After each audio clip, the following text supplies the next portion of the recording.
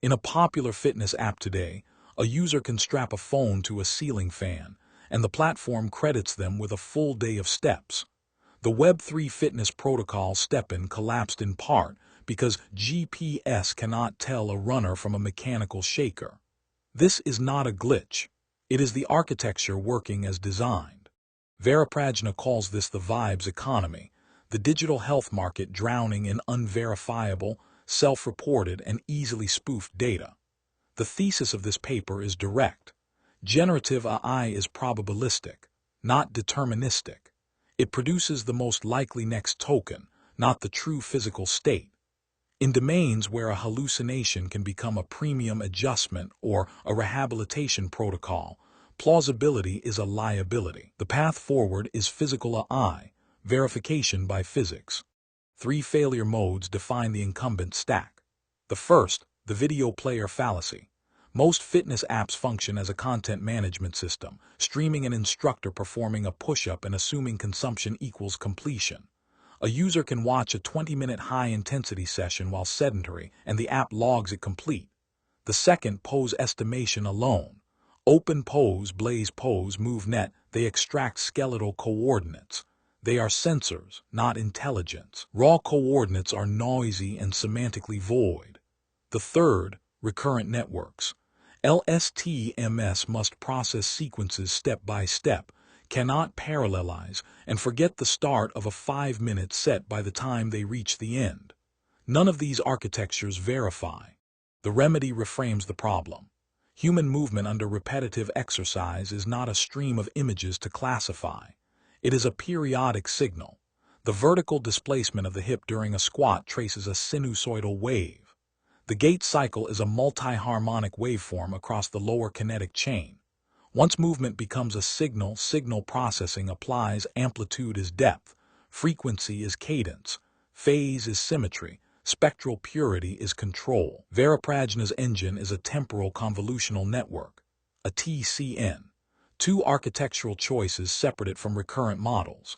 First, causal convolutions. The output at time t convolves only with elements at time t and earlier.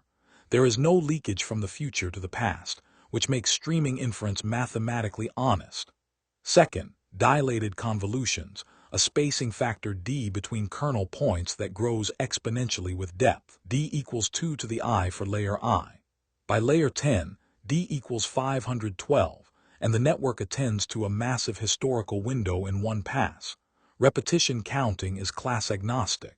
The TCN projects the skeletal pose into a latent space and computes a temporal self-similarity matrix. A periodic action produces parallel diagonals whose spacing equals the rep period. No new model per exercise. The same engine counts push-ups, kettlebell swings, and rehab flexion alike. Quality is a vector of measurements. Amplitude, did the hip cross the knee? Log, dimensionless jerk. The third derivative of position, was the rep smooth or shaky? Asymmetry index is the user favoring one leg. The architectural choices show up in the numbers and on the wire. LSTM sequence processing is serial, frame 100 weights on frames 1 through 99. TCN convolutions are parallel, every time step computes at once. LSTM memory is bounded by gradient flow. TCN receptive field is exponential by design.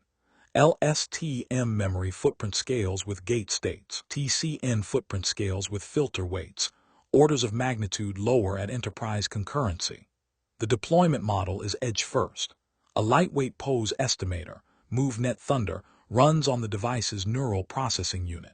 The video frames are discarded immediately after coordinate extraction. No pixel data ever leaves the user's hardware. Only a few kilobytes of skeletal coordinates flow to the cloud. TCN, anonymous, kinematic, no face, no room. The compliance posture follows for free. GDPR and HIP are satisfied by construction, not by policy. And in the United States, Remote Therapeutic Monitoring is now a reimbursable CPT code, a direct revenue stream for clinicians whose tele-rehab is verified, not self-reported. The economics follow the architecture. Corporate wellness is a $60 billion industry losing budget to a fraud problem, Campbell's law in action. Once you attach money to a metric, the metric becomes a target. Verified active minutes raise the cost of fraud to physical effort. In insurance, a 2-minute functional movement screen, 5 squats, 5 lunges, a balance hold, produces a kinematic risk score that correlates with fall risk and metabolic health, enabling underwriting that prices reality, not actuarial averages. In tele-rehab, where adherence is often below 50%, the clinician now sees verified joint angles instead of a self-report. Physics is the only API that matters. We've published the full architecture, causal dilated convolutions, the self-similarity matrix, the kinematic quality vector, and the edge-first compliance posture. The full brief is 16 pages, about a 21-minute read.